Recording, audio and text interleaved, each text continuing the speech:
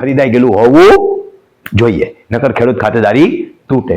હજી એક વિષય લેવાનો બાકી રહી ગયો છે, એમાં નથી ચડાવ્યો, એ કહી દઈશ મોઢે. કાયદેસર દત્તક વિધાન વગર નામ ચીડા હોય.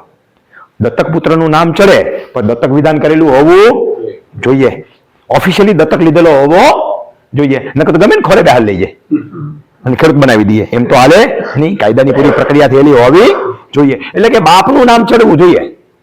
દત્તક થાય તો એના જૈવિક પિતાનું નામ નીકળી જાય, પાલક પિતાનું નામ ચડી ગયેલું હોવું જોઈએ બધા ડોક્યુમેન્ટની અંદર, નકર હાલે નહીં. દત્તક લેવાઈ જાય અને ખાલી દત્તક હોય એટલે ન હાલે, એના આધાર કાર્ડ, પાન કાર્ડ વગેરે જગ્યાએ બાપનું નામ ફરી જવું જોઈએ ને, તો દત્તક લીધો કહેવાય ને. નકર હાથી ભાષામાં ખોરે બેહાડ લીધો કહેવાય. ખોરે નથી બેહાડવાનો, દત્તક વિધાન પ્રમાણે ખોરે બેહાડવાનો છે. કમ્પ્યુટરાઇઝ રેકર્ડ થયા પછી ભાઈ પાસેથી ભાઈના નામે મિલકત આવી હોય તોય ન હાલે.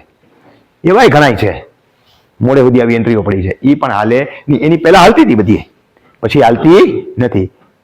માત્ર અને માત્ર પિતા પાસેથી પુત્રને વારસાઈ હકથી કે હયાતીમાં હકથી જમીન મળેલી હોવી જોઈએ. કાકા અને ભત્રીજા પાસેની વારસાઈની વેચણી આમ થઈ હોય અને એમાં જમીન ખાતેદારી તૂટી જાય તોય હાલે નહીં. કાકા ભત્રીજાની મિલકત હોય ને, કાકો ભત્રીજાને આપે ન હાલે, પણ કાકા ભત્રીજાએ ફેરબદલી આમ કરી હોય તોય ખાતેદારી તૂટે. અંતિમ જમીનમાં કબજા ફેર હોય ને દસ્તાવેજ કરતી વખતે પણ ખાતેદારી તૂટે. ત્યારે અંતિમ જમીન હોય તો ક્યાંક નામ હોવું જોઈએ, ધ્યાનમાં રાખવાનું, નહીં કે સેમ ડે દસ્તાવેજ ફરી જવો જોઈએ. આવું તો ન્યા હોય તો થાય, પણ એ આ ગામની ને ઓલા ગામની એવા ઘણા ફેરફાર કરવાના થતા હોય તો સેમ ડે થાય નહીં, તો હાલે નહીં.